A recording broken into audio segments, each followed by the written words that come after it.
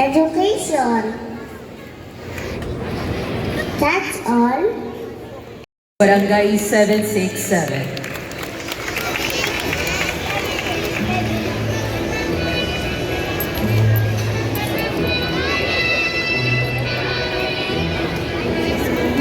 Amaldo S. Bagatsing and Director Crystal Bagatsing.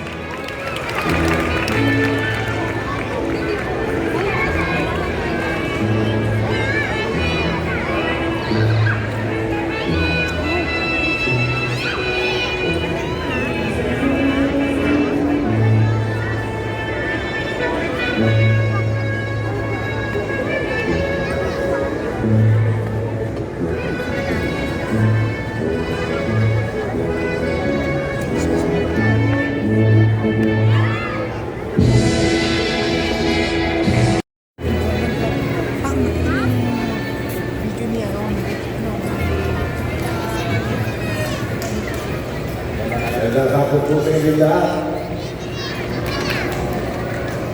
Magandang hapon sa inyo lahat. Para kayo nga ang eh. Una-una, patingin ko muna natin ang kaisa-isang tunay na amalan ng Diyos ng Maynila.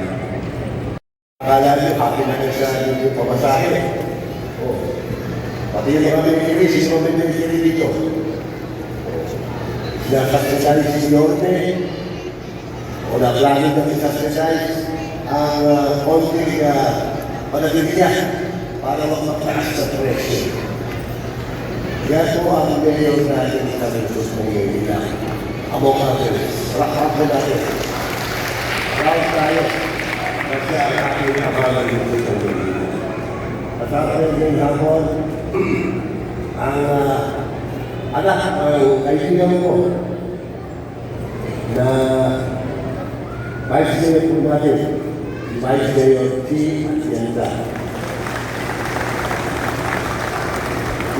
Sagot, yan ba ka na? Ibig sabihin, bayad ka na. Pero, tayo po sa Kabaka, dahil tayo isang non-profit. Tutuwa ko, excited ako sa mga Kabaka. Ng servisyo ng kalusugan. Nakita ko po yun. Kayo naman inatutuwa dahil lulusan na muli. So may mga katulong ang siyudad ng Maynila sa pag-deliver ng mga programang ng kalusugan. So, malugod yung pasasalamat at pati ko kay Congressman Amado Bagatsing. Malagpakan naman natin siya. Ayan, maraming salamat sa iyo, Thomas. Sa iyo na bagamat wala ka sa pwesto, patuloy mo yung inaalala ang iyong mga kadistrito, iyong pinaglingkuran ng matagal na panahon. Ganon din sa ating Congresswoman na Crystal Bagatsing na busy ang ating Congresswoman. Siya na po ang direktor ng ating turismo sa Maynila, ang ating minamahal na si Amanda, pero mas kilala siyang Crystal Bagatsing. Palakpakan natin. Lumalago ang turismo, on the way nga kami dito, ang pinag-uusapan namin, yung mga senior citizen na bagong hire na tourist guide sa Intramuros, sa pakikipagtulungan ng dalawang gobyerno. National government through IA and city government through Crystal Bagatsing. Now, dito ang ating pinakamaganda distrito nyo rin. Bakit ang mga babae sa 5th district magaganda? Pero yung Vice Mayor nyo, pinakamagandang Vice Mayor sa buong Pilipinas. Vice Mayor T. Atienza. Parang natulad ang mga nanay dito, may asin pa. At ang ating mga konsyal dito ngayong nakalimayan ko yung ating mga konsyal. Sa aking mga nanay at tatay na nandito na excited, one, dudugtungan ko lang yung good news sa inyo, Midomans. Maraming salamat sa inyo, binalik nyo ang Itabuo na alkalde. Yung pinagawa natin na bagong ospital ng Maynila, may isang partikular na departamento doon na pinagawa natin nung una pa lang na termino natin. Ngunit kung nawala ko, hindi ito ginamit. Binili po natin yung mga makina na yun. Napakamahal. Talaga po hindi nyo maisip na kaya palang bilhin yun ng lokal na pamahalaan. Ngunit hindi nagamit. Noong tayo pinakabalik ng July, pina-operate po natin muli.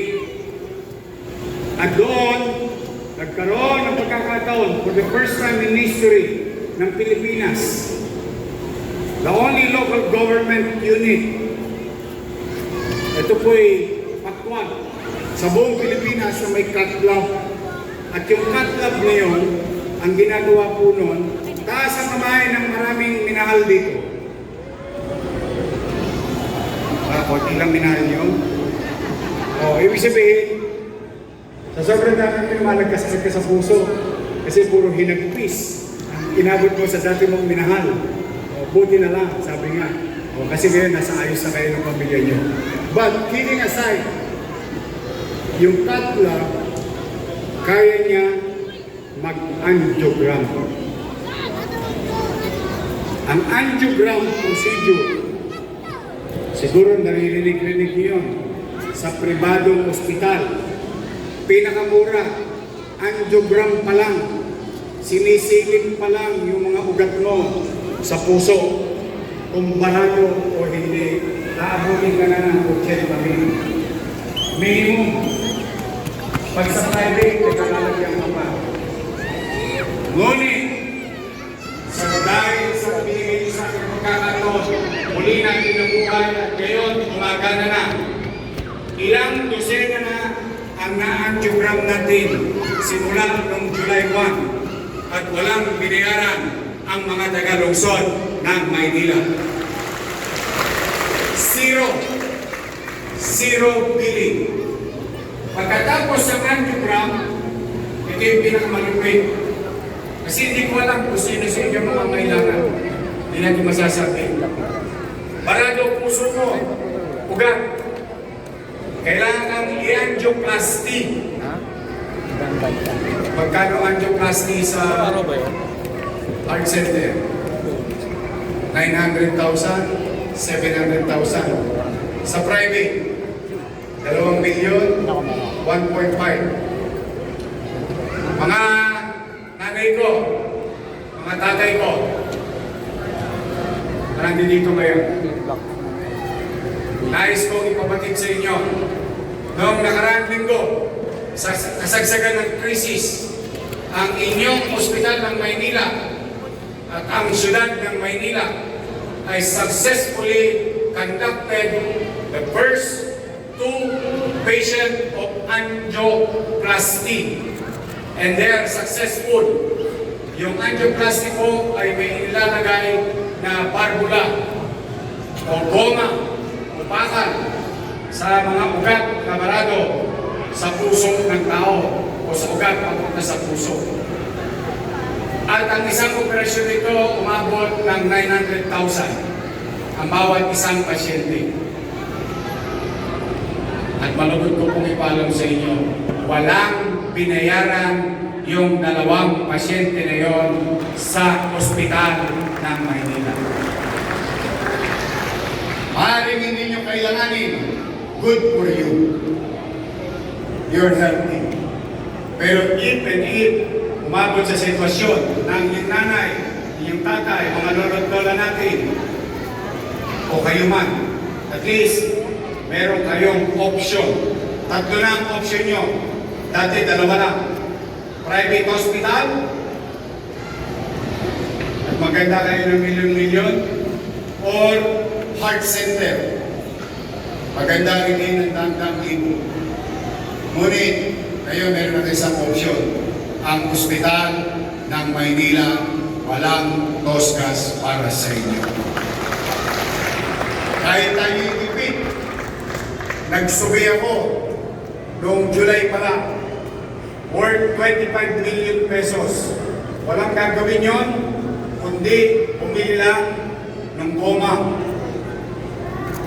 Bumili lang ng mas kilala sa scientific word, stent, para sa ating possible na pasyente. Yan ang bagong inobasyon ng ating bagong ospital ng Maynila. Tapos, sa 16, yung tulong sa atin ng Malacanang ay implement na sa lungsod ng Maynila para sa ating mga manggagawa. So tuloy-tuloy lamang po tayo. Nasabi na ni Amado kanina sa maliit nating kaparaanan kung paano maibsan o socio-economic impact nitong krisis na ito sa buhay ng pamilyang Manileño. Hindi po tayo titigil. Maghahanap tayo ng paraan. Makakaraos din tayo. Malalagpasan natin ito. Nakalagpas nga tayo ng pandemya. Totoo ba ng pandemya? Walang nagutom sa Maynila? Mas matindi yun. Kasi wala ka ng chicha, delikado pa kalusugan mo. Dito, wala ka ng machicha, pero panatag ka, walang threat sa kalusugan ng tao. Kaya, mas magaan ito. Mahirap, pero mas magaan ito. Mas madaling iraos, mas madaling itawid. Kaya po, manatag kayo. Ang inyong pamahalang lungsod ay gagawa ng mga kaparaanan kung saan maramdaman ninyo na may gobyerno sa lungsod ng Maynila. Now, hello! Ayan, nakikinig. Ito sasabihin ko. Mami, mahina. Lakasan natin. Mami, Daddy, Mama, Papa, I love you. O, kiss nyo yung mami at daddy ninyo.